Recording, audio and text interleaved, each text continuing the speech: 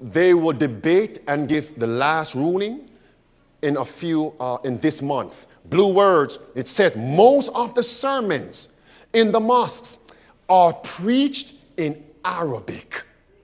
The government of Denmark has said the law is necessary to curb the growth of Islamic extremism.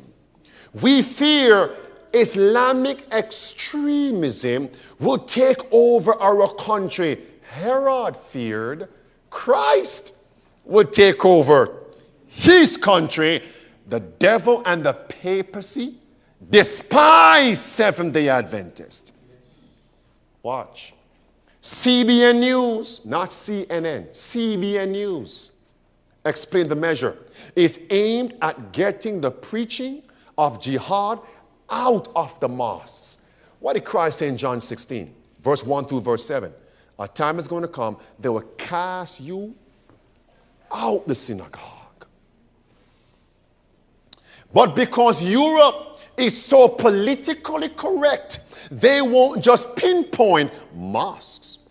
They are including churches and casting a broad, politically correct net.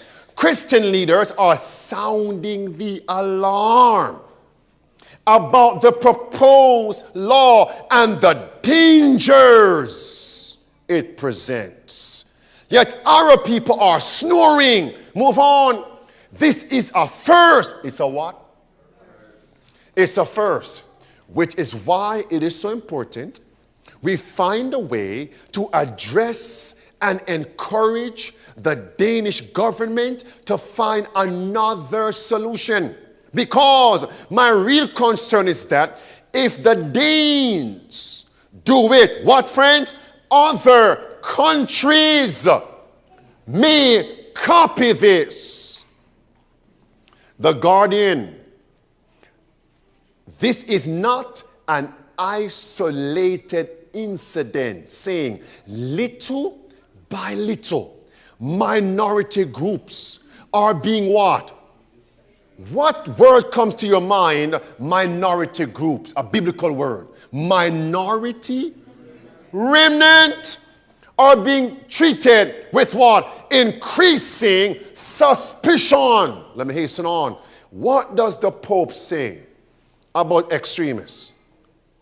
He says fundamentalist extremists are in every church, even if they don't kill anybody.